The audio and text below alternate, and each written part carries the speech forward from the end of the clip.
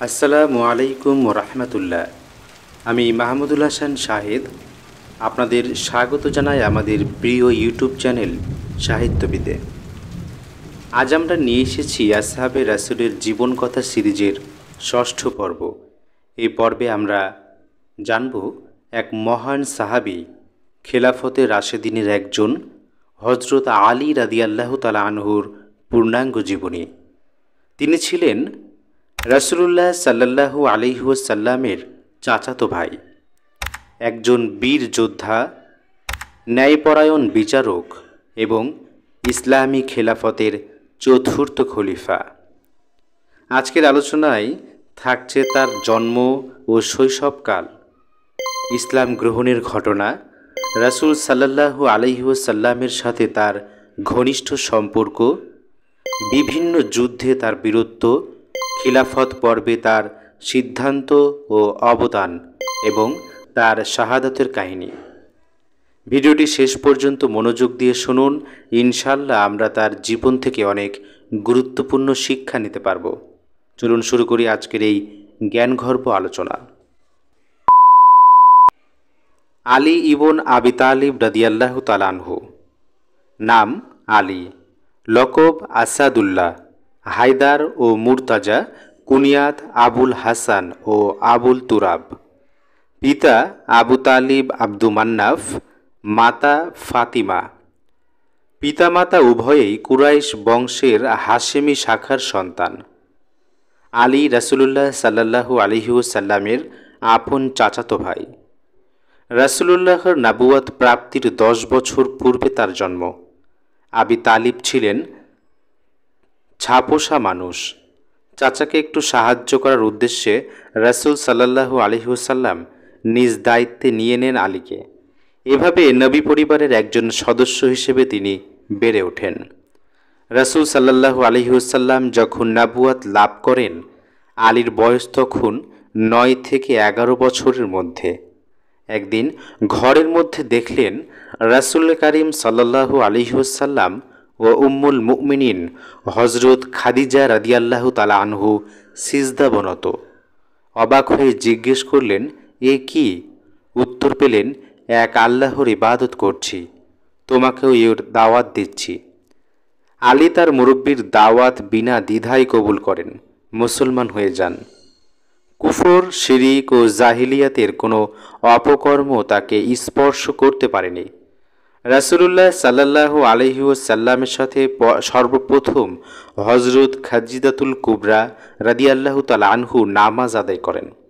এই ব্যাপারে কোনো মতপার্থক্য নেই। অবশ্য আবু বকর, আলী ও যায়েদ বিন হারিসা এ তিনজনের কে সর্বপ্রথম ইসলাম গ্রহণ করেছিলেন সেই সম্পর্কে মতভেদ রয়েছে। ইবন আব্বাস ও সালমান ফারিসি রাদিয়াল্লাহু তাআলা আনহুর বর্ণনা মতে উম্মুল মুমিনিন হযরত খাদিজা রাদিয়াল্লাহু তাআলা আনহুর পর আলী রাদিয়াল্লাহু তাআলা আনহু সর্বপ্রথম ইসলাম গ্রহণ করেন। তবে এ সম্পর্কে সবাই একমত যে মহিলাদের মধ্যে হযরত খাদিজা, বয়স্ক আজাদ পুরুষদের মধ্যে আবু বকর, দাসদের মধ্যে যায়েদ বিন হারিসা ও কিশোরদের মধ্যে আলী রাদিয়াল্লাহু তাআলা আনহুই প্রথম মুসলমান। নবুয়তের 3য় বছরে রাসূল কারীম হুকুম দিলেন, আলীকে কিছু লোকের আপ্যায়নের ব্যবস্থা করো। আব্দুল মুত্তালিব খানদানের সব মানুষ উপস্থিত হলো।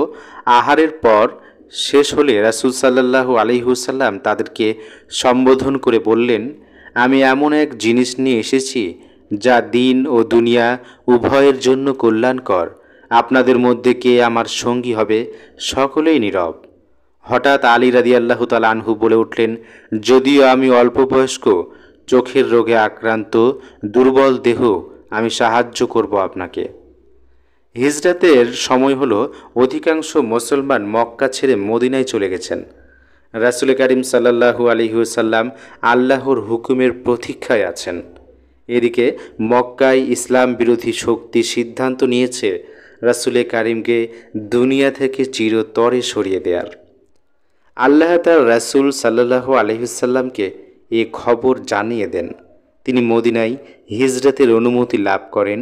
কাফিরদের সন্দেহ না হয় এর জন্য আলীকে রাসূলের নিজের বিছানায় ঘুমাবার নির্দেশ দেন এবং সিদ্দিকে আকবরকে সঙ্গে করে রাতের অন্ধকারে মদিনা রওনা হন। আলী রাসূলে কারিমের চাদর মুড়ি দিয়ে নিশ্চিন্ত মনে অত্যন্ত আনন্দ সহকারে ঘুমালেন। ৪৮ নং পৃষ্ঠা থেকে পড়ছি। তিনি জানতেন এই অবস্থায় তার জীবন চলে যেতে পারে, কিন্তু তার প্রত্যয় ছিল এভাবে জীবন গেলে তার চেয়ে বড় সৌভাগ্য আর কিছু হবে না। সুবহে সাদিকের সময় মক্কার পাষাণ্ডরা তাদের অসৎ উদ্দেশ্যে ভেতরে প্রবেশ করে দেখতে পেল রাসূলে কারিমের স্থানে তারও এক ভক্ত জীবন কুরবানির জন্য প্রস্তুত হয়ে শুয়ে আছে। তারা ব্যর্থ হয় এবং আল্লাহ তাআলা আলীকে হেফাজত করেন। এই হিজরত প্রসঙ্গে হজরত আলী বলেন, রাসূলুল্লাহ সাল্লাল্লাহু আলাইহি ওয়াসাল্লাম মদিনা রওনার পূর্বে আমাকে নির্দেশ দিলেন আমি মক্কায় থেকে যাব এবং লোকদের যেসব আমানত তার কাছে আছে তা ফেরত দেব। এজন্যই তো তাকে আল আমিন বলা হতো। আমি 3 দিন মক্কায় থাকলাম, তারপর রাসূলুল্লাহর পথ ধরে মদিনার দিকে বেরিয়ে পড়লাম। অবশেষে বনি আমর বিন আউফ যেখানে রাসূল অবস্থান করেছিলেন আমি উপস্থিত হলাম। কুলসুম ইবন হিদমের বাড়িতে আমার আশ্রয় হলো। অন্য একটি বর্ণনায় আলী রবিউল আউয়াল মাসের মাঝামাঝি কুবায় উপস্থিত হন। রাসূল তখনও কুবায় ছিলেন। মাদানী জীবনের সূচনাকালে রাসূল সাল্লাল্লাহু আলাইহি ওয়াসাল্লাম যখন মুসলমানদের পরস্পরের মধ্যে মুয়াখাত বা দ্বীনি ভ্রাতৃত্ব সম্পর্ক কায়েম করেছিলেন, তিনি নিজের একটি হাত আলীর কাঁধে রেখে বলেছিলেন, আলী, তুমি আমার ভাই, তুমি হবে আমার এবং আমি হব তোমার উত্তরাধিকারী। পরে রাসূল সাল্লাল্লাহু আলাইহি ওয়াসাল্লাম আলী ও সাহল বিন হুনাইফের মধ্যে ভ্রাতৃত্ব সম্পর্ক কায়েম করে দিয়েছিলেন। হিজরি 2য় সনে হযরত আলী রাদিয়াল্লাহু তাআলা আনহু রাসূল কারীম সাল্লাল্লাহু আলাইহি ওয়াসাল্লামের জামাই হওয়ার গৌরব অর্জন করেন। রাসূলুল্লাহর প্রিয়তম কন্যা খাতুনে জান্নাত হযরত ফাতিমা রাদিয়াল্লাহু তাআলা আনহুর সাথে তার বিয়ে হয়। ইসলামের জন্য হযরত আলী রাদিয়াল্লাহু তাআলা আনহুর অবদান অবিস্মরণীয়। রাসূল কারীম সাল্লাল্লাহু আলাইহি ওয়াসাল্লামের যুগের সকল যুদ্ধে সবচেয়ে বেশি সাহসিকতা ও বীরত্বের পরিচয় তিনি দেন।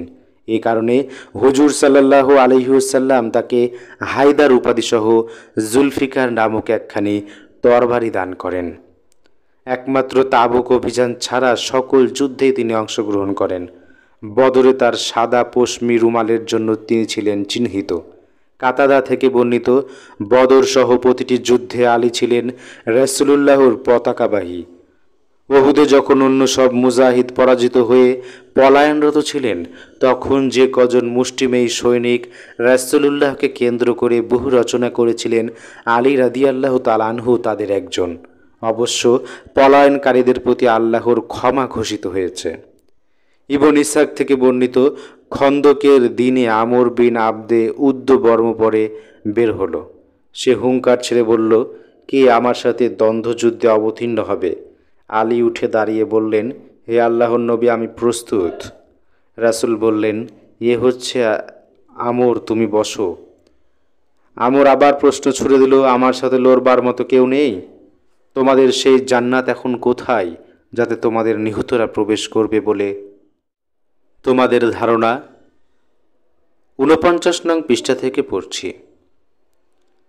তোমাদের কেউই এখন আমার সাথে লড়তে সাহসী নয়?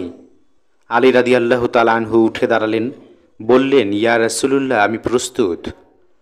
রাসূল সাল্লাল্লাহু আলাইহি ওয়াসাল্লাম বললেন, বসো।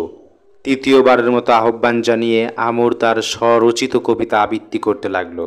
আলী রাদিয়াল্লাহু তাআলা আনহু আবারও উঠে দাঁড়িয়ে আরজ করলেন, ইয়া রাসূলুল্লাহ, আমি প্রস্তুত। রাসূল সাল্লাল্লাহু আলাইহি ওয়াসাল্লাম বললেন, সে তো আমর। আলী রাদিয়াল্লাহু তাআলা আনহু বললেন, তা হোক। এবার আলী রাদিয়াল্লাহু তাআলা আনহু অনুমতি পেলেন। আলী তার একটি স্বরচিত কবিতা আবৃত্তি করতে করতে আমরের দিকে এগিয়ে গেলেন। আমর জিজ্ঞেস করল, তুমি কে? বললেন, আলী রাদিয়াল্লাহু তাআলা আনহু। সে বলল, আব্দে মান্নাফের ছেলে? আলী বললেন, আমি আবু তালিবের ছেলে আলী। সে বলল, ভাতিজা, তোমার রক্ত ঝরানো আমি পছন্দ করি নে। আলী বললেন, আল্লাহর কসম, আমি কিন্তু তোমার রক্ত ঝরানো অপছন্দ করি না। এই কথা শুনে আমর ক্ষেপে গেল। নিচ থেকে এসে তরবারি টেনে বের করে ফেলল। সে তরবারি যেন আগুনের শিখা। সে এগিয়ে আলীর ঢালে আঘাত করে ফেরে ফেলল। আলী পাল্টা এক আঘাতে তাকে ধরাশয়ী করে ফেললেন। এই দৃশ্য দেখে রাসূলুল্লাহ তাকবীর ধ্বনি দিয়ে ওঠেন। তারপর আলী নিজের একটি কবিতা আবৃত্তি করতে করতে রাসূলুল্লাহর কাছে ফিরে আসেন। সপ্তম হিজরিতে খাইবার অভিযান চালানো হয়। সেখানে ইয়াহুদীদের কয়েকটি সুদৃঢ় কিল্লা ছিল। প্রথমে সিদ্দিকে আকবর, পরে ফারুকে আজমকে কিল্লাগুলি পদানত করার দায়িত্ব দেয়া হয়। কিন্তু তারা কেউ সফলকাম হতে পারলেন না।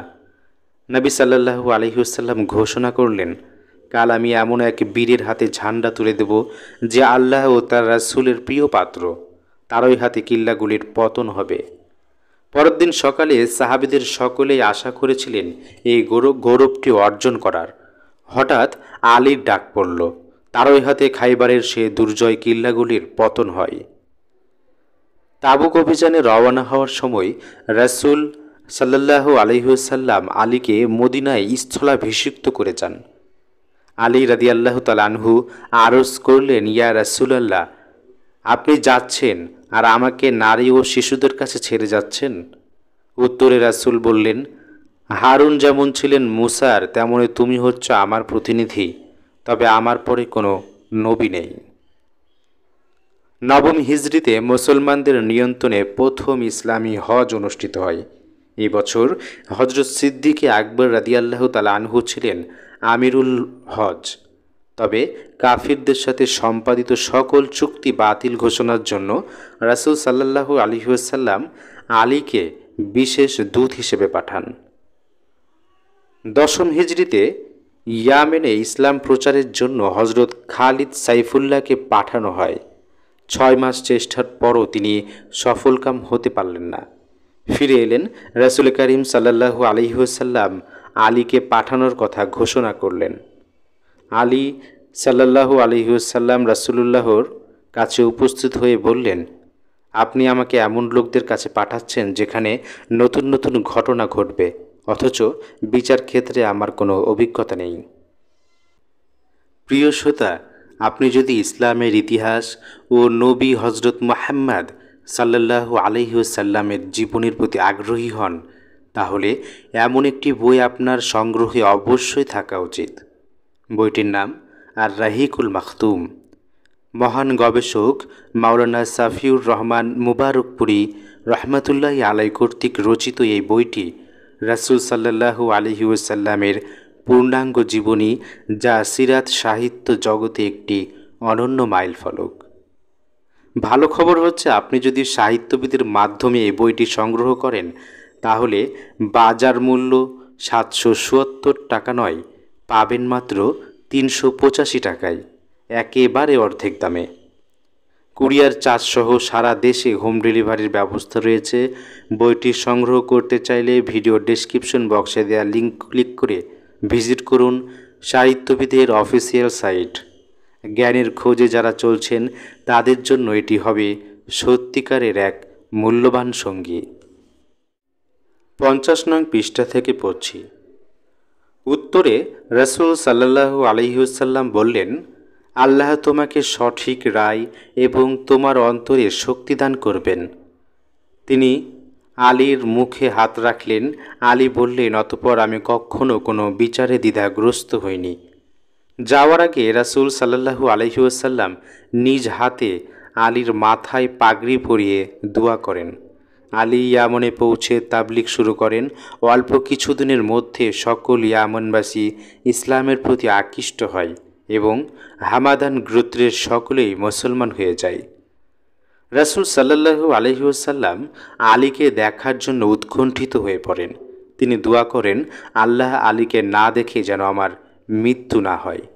হযরত আলী বিদায় হজ্জের সময় ইয়ামন থেকে হাজির হয়ে যান। রাসূলুল্লাহ সাল্লাল্লাহু আলাইহি ওয়াসাল্লামের ওফাতের পর তার নিকট আত্মীয়রাই দাফন কাফনের দায়িত্ব পালন করেন। হযরত আলী রাদিয়াল্লাহু তাআলা আনহু গোসল দেওয়ার সৌভাগ্য অর্জন করেন। মুহাজির ও আনসাররা তখন দরজার বাইরে অপেক্ষা করছিলেন। হজরত আবু বকর, হজরত উমার ও হজরত উসমানের খিলাফত মেনে নিয়ে তাদের হাতে বায়াত করেন এবং তাদের যুগের সকল গুরুত্বপূর্ণ সিদ্ধান্তে শরিক থাকেন। অত্যন্ত নাজুক পরিস্থিতিতেও হজরত উসমানকে পরামর্শ দিয়েছেন, যেভাবে আবু বকরকে সিদ্দিক, উমারকে ফারুক এবং উসমানকে গনি বলা হয়, তেমনইভাবে তাকেও আলী মুর্তাজা বলা হয়। হজরত আবু বকর ও উমারের যুগে তিনি মন্ত্রী ও উপদেষ্টার ভূমিকা পালন করেন। হজরত উসমানও সবসময় তার সাথে পরামর্শ দিতেন। বিদ্রোহীদের দ্বারা হজরত উসমান ঘেরাও হলে তার নিরাপত্তার ব্যাপারে আলী সবচেয়ে বেশি ভূমিকা পালন করেন। সেই ঘেরাও অবস্থায় হজরত উসমান রাদিয়াল্লাহু তাআলা আনহুর বাড়ির নিরাপত্তার জন্য তিনি তার দুই পুত্র হাসান ও হুসাইন রাদিয়াল্লাহু তাআলা আনহুকে নিয়োগ করেন। হজরত উমর রাদিয়াল্লাহু তাআলা আনহু ইন্তেকালের পূর্বে ৬ জন বিশিষ্ট সাহাবীর নাম উল্লেখ করে তাদের মধ্য থেকে কাউকে পরবর্তী খলিফা নির্বাচনের ওসিয়াত করে যান। আলীও ছিলেন তাদের একজন। মৃত্যুর পূর্বে তিনি আলী রাদিয়াল্লাহু তাআলা আনহুর সম্পর্কে মন্তব্য করেন, লোকেরা যদি আলীকে খলিফা বানায় তবে সে তাদেরকে ঠিক রাস্তায় পরিচালিত করতে পারবে। হজরত উমার তার বাইতুল মাকদাস সফরের সময় আলীকে মদিনায় নিজের স্থলাভিষিক্ত করে যান। হজরত উসমান রাদিয়াল্লাহু তাআলা আনহুর শাহাদাতের পর বিদ্রোহীরা হজরত তালহা, জুবাইর ও আলী রাদিয়াল্লাহু তাআলা আনহুকে খিলাফতের দায়িত্ব গ্রহণের জন্য চাপ দেয়। প্রত্যেকেই অন্তত দৃঢ়ভাবে অস্বীকৃতি জানান। বিভিন্ন বর্ণনার মাধ্যমে জানা যায় হজরত আলী রাদিয়াল্লাহু তাআলা আনহু বারবার এই প্রস্তাব প্রত্যাখ্যান করতে থাকেন। অবশেষে মদিনাবাসীরা হজরত আলী রাদিয়াল্লাহু তাআলা আনহুর কাছে গিয়ে বলে, খিলাফতের এই পদ এভাবে শূন্য থাকতে পারে না। বর্তমানে এই পদের জন্য আপনার চেয়ে অধিক উপযুক্ত ব্যক্তি নেই। আপনি এর হকদার। মানুষের পীড়াপিড়িতে শেষ পর্যন্ত তিনি খিলাফতের দায়িত্ব গ্রহণে সম্মত হন, তবে শর্ত আরোপ করেন যে আমার বায়াত গোপনে হতে পারবে না। এজন্য সর্বশ্রেণীর মুসলমানের সম্মতি প্রয়োজন। ৫১ নং পৃষ্ঠা থেকে পড়ছি। মসজিদে নববীতে সাধারণ সভা হলো। মাত্র ১৬ অথবা ১৭ জন সাহাবা ছাড়া সকল মুহাজির ও আনসাররা আলীর হাতে বায়াত করেন। অত্যন্ত জটিল এক পরিস্থিতির মধ্যে হজরত আলীর খিলাফতের সূচনা হয়। খলিফা হওয়ার পর তার প্রথম কাজ ছিল হজরত উসমান রাদিয়াল্লাহু তাআলা আনহুর হত্যাকারীদের শাস্তি বিধান করা। কিন্তু কাজটি সহজ ছিল না। প্রথমত, হত্যাকারীদের কেউ চিনতে পারেনি। হজরত উসমানের স্ত্রী হজরত লাইলা হত্যাকারীদের দেখেছিলেন, কিন্তু তিনি তাদের কাউকে চিনতে পারেননি। মুহাম্মদ বিন আবু বকর হত্যার উদ্দেশ্যে গিয়েছিলেন, কিন্তু হজরত উসমানের এক ক্ষোভ উদ্তিক মুখে তিনি পিষ্টান হন। মুহাম্মদ বিন আবু বকরও হত্যাকারীদের চিনতে পারেননি। দ্বিতীয়, মদিনা তখন হাজার হাজার বিদ্রোহীদের কবজায়। তারা হজরত আলী রাদিয়াল্লাহু তাআলা আনহুর সেনাবাহিনীর মধ্যে ঢুকে পড়েছে। কিন্তু তার এই অসহায় অবস্থা তৎকালীন অনেক মুসলমানই উপলব্ধি করেননি। হজরত আলী রাদিয়াল্লাহু তাআলা আনহুর নিকট তখনই হজরত উসমান রাদিয়াল্লাহু তাআলা আনহুর কিসাস দাবি করেন। এই দাবি উত্থাপনকারীদের মধ্যে উম্মুল মুমিনিন হজরত আয়েশা রাদিয়াল্লাহু তাআলা আনহু সহ তালহা ও জুবাইর রাদিয়াল্লাহু তাআলা আনহুর মতো বিশিষ্ট সাহাবীরাও ছিলেন। তারা হজরত আয়েশা রাদিয়াল্লাহু তাআলা আনহুর নেতৃত্বে সেনাবাহিনী সহ মক্কা থেকে বসরার দিকে যাত্রা করেন। সেখানে তাদের সমর্থকদের সংখ্যা ছিল বেশি। আলী রাদিয়াল্লাহু তাআলা আনহুও তার বাহিনী সহ সেখানে পৌঁছেন। বসরার উপকণ্ঠে বিরোধী দুই বাহিনী মুখোমুখি হয়। হজরত আয়েশা রাদিয়াল্লাহু তাআলা আনহু আলী রাদিয়াল্লাহু তাআলা আনহুর কাছে দাবি পেশ করেন। আলী তার সমস্যাসমূহ তুলে ধরেন। যেহেতু উভয় পক্ষেই ছিল সততা ও নিষ্ঠা, তাই নিষ্পত্তি হয়ে যায়। হজরত তালহা ও জুবাইর ফিরে চললেন। আয়েশাও ফেরার প্রস্তুতি শুরু করলেন, কিন্তু হাঙ্গামা ও অশান্তি সৃষ্টিকারীরা উভয় বাহিনীতেই ছিল, তাই আপোষ মীমাংসায় তারা ভীত হয়ে পড়ে। তারা সুপরিকল্পিতভাবে রাতের অন্ধকারে এক পক্ষ অন্য পক্ষের শিবিরে হামলা চালিয়ে দেয়। ফলে এই দ্বারাই উভয় পক্ষের মনে এই ধারণা জন্মালো যে আপোষ মীমাংসার নামে ধোঁকা দিয়ে প্রতিপক্ষ তাদের উপর হামলা করে বসেছে। পরিপূর্ণ যুদ্ধ শুরু হয়ে যায়। আলী রাদিয়াল্লাহু তাআলা আনহুর জয় হয়। তিনি বিষয়টি হযরত আয়েশা রাদিয়াল্লাহু তাআলা আনহুকে বোঝাতে সক্ষম হন। আয়েশা রাদিয়াল্লাহু তাআলা আনহু বসরা থেকে মদিনায় ফিরে যান। যুদ্ধের সময় আয়েশা উটের উপর সওয়ার ছিলেন। ইতিহাসে তাই এই যুদ্ধ উটের যুদ্ধ নামে খ্যাত। হিজরি ৩৬ সনের জামাদিউস সানি মাসে এই যুদ্ধ সংঘটিত হয়। আশরায়ে মুবাশশারার সদস্য হযরত তালহা ও জুবাইর সহ উভয় পক্ষে মোট ১৩,০০০ মুসলমান শহীদ হন। অবশ্য এ ব্যাপারে মতভেদ আছে। হযরত আলী রাদিয়াল্লাহু তাআলা আনহু ১৫ দিন বসরার অবস্থানের পর কুফায় চলে যান। রাজধানী মদিনা থেকে কুফায় স্থানান্তরিত হয়। এই উটের যুদ্ধ ছিল মুসলমানদের প্রথম আত্মঘাতী সংঘর্ষ।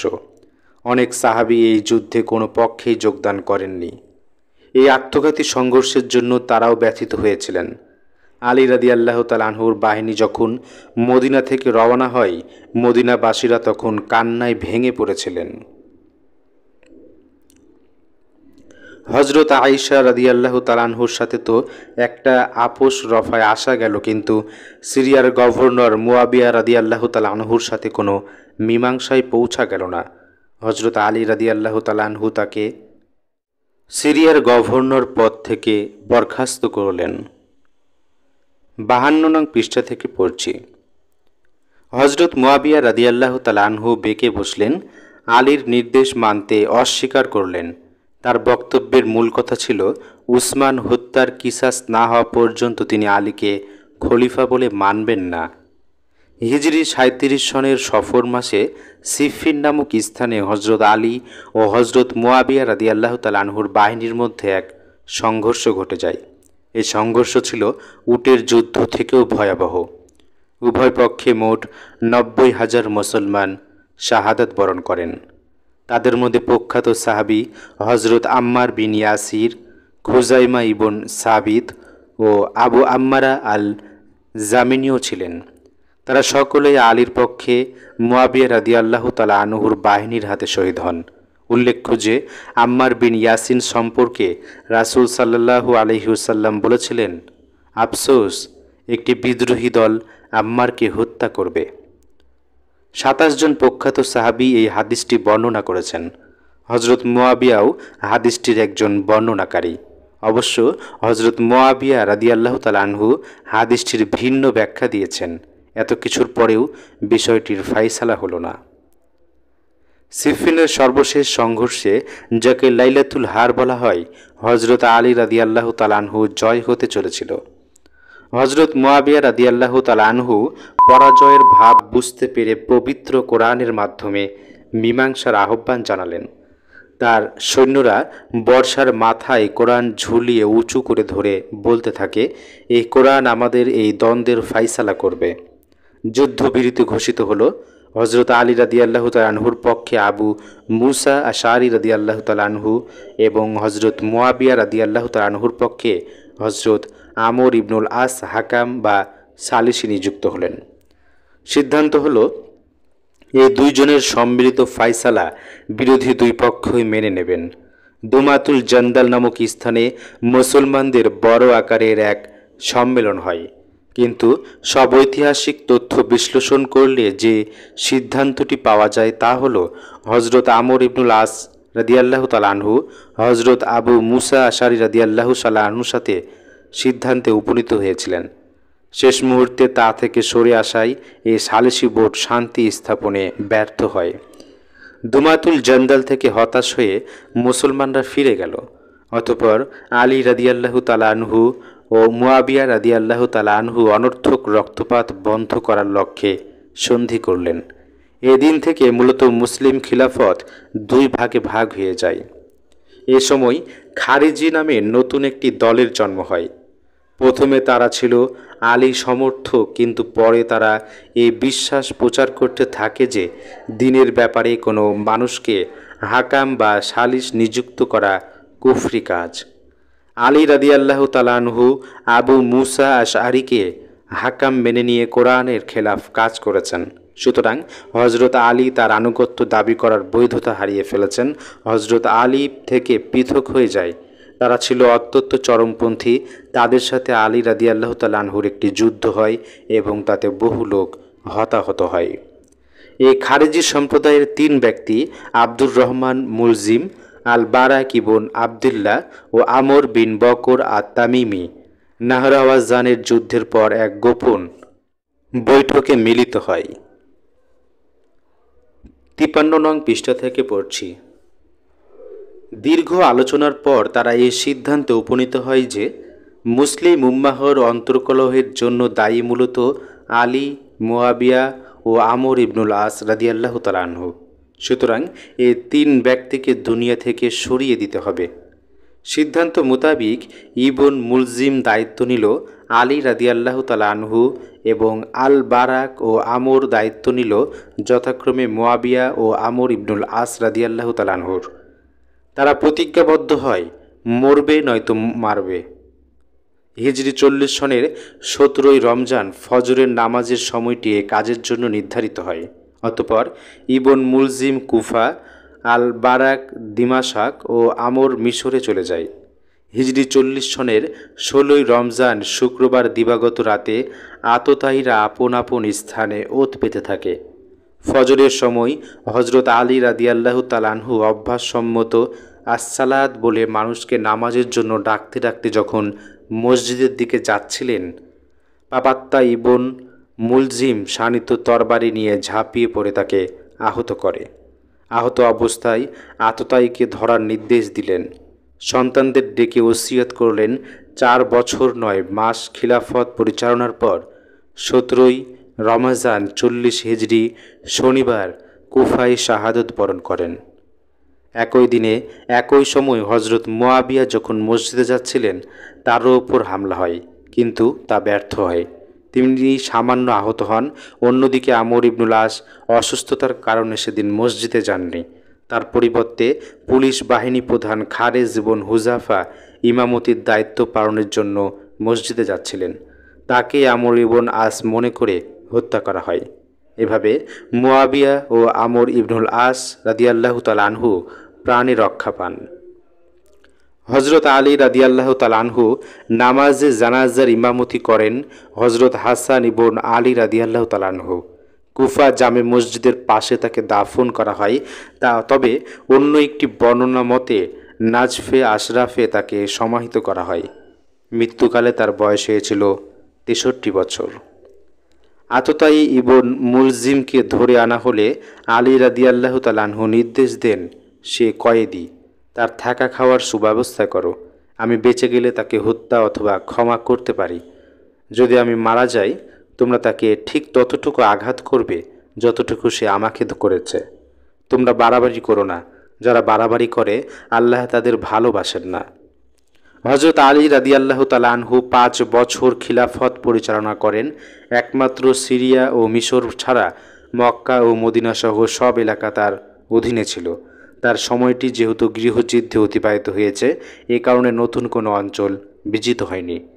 হজরত আলী রাদিয়াল্লাহু তাআলা আনহু তারপরে অন্য কাউকে স্থলাভিষিক্ত করে যাননি। লোকেরা যখন তার পুত্র হজরত হাসান রাদিয়াল্লাহু তাআলা আনহুকে খলিফা নির্বাচিত করা সম্পর্কে জিজ্ঞেস করেছিলেন, তিনি বলেছিলেন, এই ব্যাপারে তোমাদের নির্দেশ অথবা নিষেধ কোনোটাই করছি না। অন্য এক ব্যক্তি যখন জিজ্ঞেস করেছিল, আপনি আপনার প্রতিনিধি নির্বাচন করে যাচ্ছেন না কেন?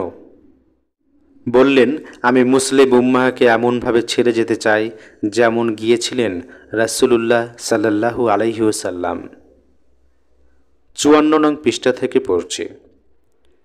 হজরত আলীর ওফাতের পর দারুল খিলাফা রাজধানী কুফার জনগণ হজরত হাসান রাদিয়াল্লাহু তাআলা আনহুকে খলিফা নির্বাচন করেন। তিনি মুসলিম উম্মাহর আনন্তকলহ ও রক্তপাত পছন্দ করলেন না। এ কারণে হজরত মুয়াবিয়া রাদিয়াল্লাহু তাআলা আনহুকে ইরাক আক্রমণ করলে তিনি যুদ্ধের পরিবর্তে মুয়াবিয়া রাদিয়াল্লাহু তাআলা আনহুর হাতে খিলাফতের ক্ষমতা ছেড়ে দেয়া সমীচীন মনে করলেন। এভাবে হজরত হাসান রাদিয়াল্লাহু তাআলা আনহুর নজিরবিহীন কুরবানি মুসলিম জাতিকে গৃহযুদ্ধের হাত থেকে মুক্তি দেয়। খিলাফত থেকে তার পদত্যাগের বছরকে ইসলামের ইতিহাসে আমুল জামায়া ঐক্য ও সংহতির বছর নামে অভিহিত করা হয়। পদত্যাগের পর হজরত হাসান কুফা ত্যাগ করে মদিনা চলে আসেন এবং 9 বছর পর হিজরি 50 সনে মদিনায় ইন্তেকাল করেন। মাত্র 6টি মাস তিনি খিলাফত পরিচালনার সুযোগ পেয়েছিলেন। হজরত উমর রাদিয়াল্লাহু তাআলা আনহু আলী রাদিয়াল্লাহু তাআলা আনহু সম্পর্কে বলেছিলেন, আমাদের মধ্যে সর্বোত্তম ফায়সালাকারী আলী। এমনকি রাসূল সাল্লাল্লাহু আলাইহি ওয়াসাল্লামও বলেছিলেন, আকদাহুম আলী, তাদের মধ্যে সবচেয়ে বড় বিচারক আলী। তার সঠিক সিদ্ধান্ত লক্ষ্য করে হজরত উমর রাদিয়াল্লাহু তাআলা আনহু একাধিকবার বলেছেন, লাউলা আলী লাহালাকা উমর, আলী না হলে উমর হালাক হয়ে যেত। আলী রাদিয়াল্লাহু তাআলা আনহু নিজেকে একজন সাধারণ মুসলমানের সমান মনে করতেন এবং যে কোনো ভুলের কৈফিয়তের জন্য প্রস্তুত থাকতেন। একবার এক ইয়াহুদি তার বর্ম চুরি করে নেয়।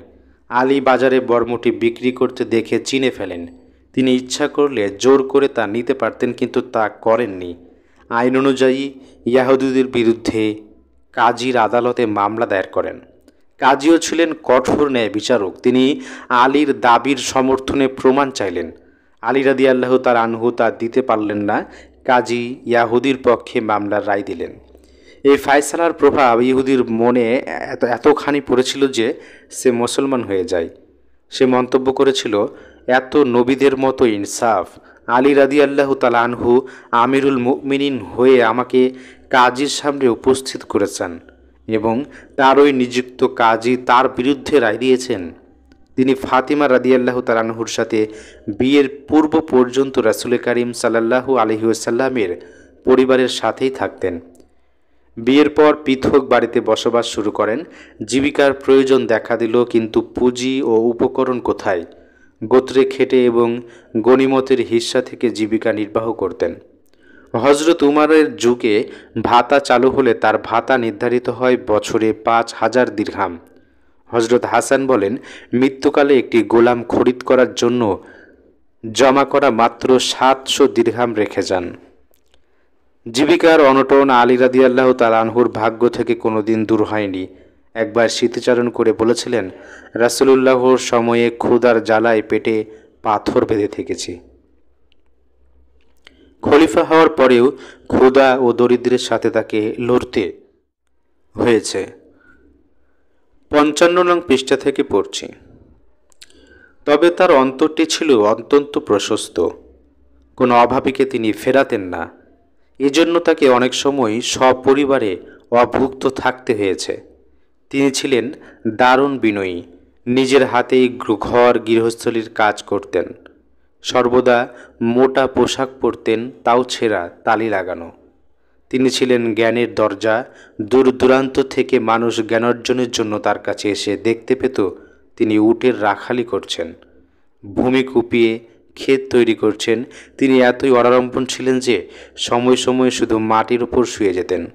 একবার তাকে রাসূল এই অবস্থায় দেখে সম্বোধন করেছিলেন, ইয়া আবা তুরাব, ওহে মাটির অধিবাসী প্রকৃতজন। তাই তিনি পেয়েছিলেন আবু তুরাব লকবটি। খলিফা হওয়ার পরও তার এই সরল জীবন অব্যাহত থাকে। হজরত উমরের মতো সবসময় একটি দুর্রা বা ছড়ি হাতে নিয়ে চলতেন, লোকদের উপদেশ দিতেন।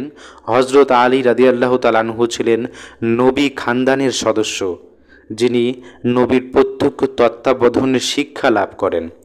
রাসূল সাল্লাল্লাহু আলাইহি ওয়াসাল্লাম বলেছেন, আনা মাদিনাতুল ইলিম ওয়া আলী বাবুহা, আমি জ্ঞানের নগরী আর আলী সেই নগরীর প্রবেশদ্বার। তিনি ছিলেন কোরআনের হাফিজ এবং একজন শ্রেষ্ঠ মুফাসসির। কিছু হাদিসও সংগ্রহ করেছিলেন, তবে হাদিস গ্রহণের ব্যাপারে খুবই সচেতন ছিলেন।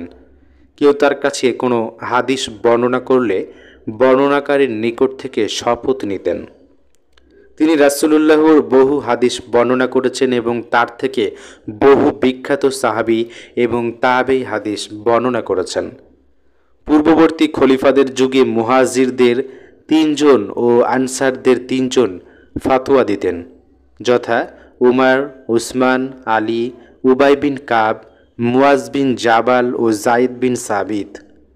মাসরুক থেকে অন্য একটি বর্ণনায় জানা যায়, রাসূলুল্লাহর সাহাবীদের মধ্যে ফাতোয়া দিতেন আলী ইবন মাসুদ, জাইদ, উবাই বিন কাব, আবু মুসা আল আশআরী। আলী ছিলেন একজন সুবক্তা ও ভালো কবি। তার কবিতার একটি দিওয়ান আমরা পেয়ে থাকি, তাতে অনেকগুলি কবিতায় মোট ১৪০০ শ্লোক আছে। গবেষকদের ধারণা, তার নামে প্রচলিত অনেকগুলি কবিতা প্রক্ষিপ্ত হয়েছে। তবে তিনি যে তৎকালীন আরবি কাব্য জগতের একজন বিশিষ্ট দিকপাল, তাতে পণ্ডিতদের কোনো সংশয় নেই। নাহজুল বালাগা নামে তার বক্তৃতার একটি সংকলন আছে, যা তার অতুলনীয় বক্তৃতার স্বাক্ষর বহন করে চলেছে। খাতুনে জান্নাত নবী কন্যা হজরত ফাতিমা রাদিয়াল্লাহু তাআলা আনহুর সাথে তার প্রথম বিয়ে হয়।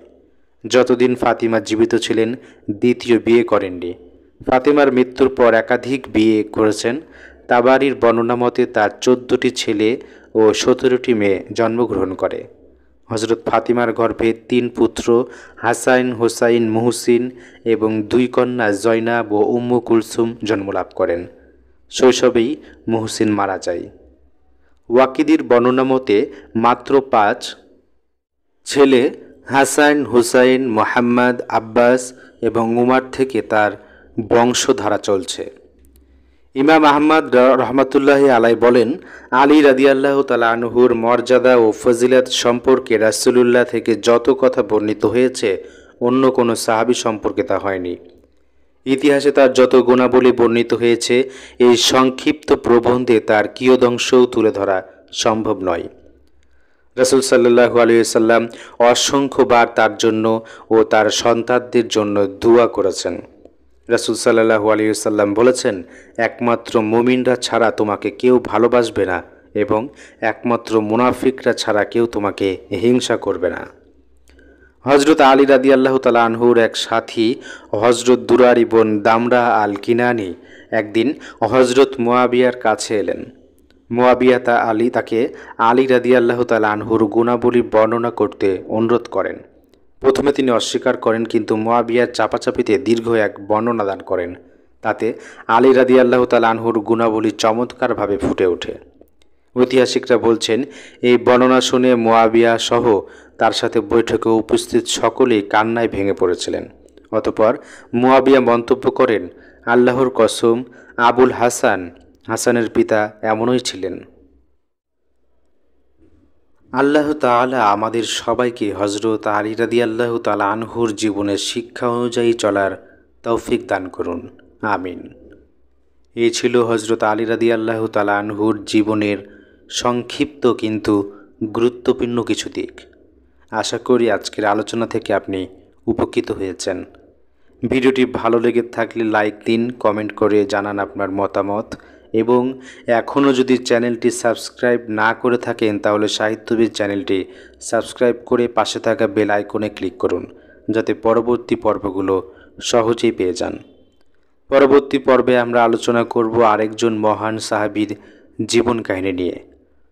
পর্বটি মিস না করতে অবশ্যই আমাদের সঙ্গে থাকুন। আল্লাহ হাফিজ। আসসালামু আলাইকুম ওয়া রাহমাতুল্লাহি ওয়া বারাকাতুহু।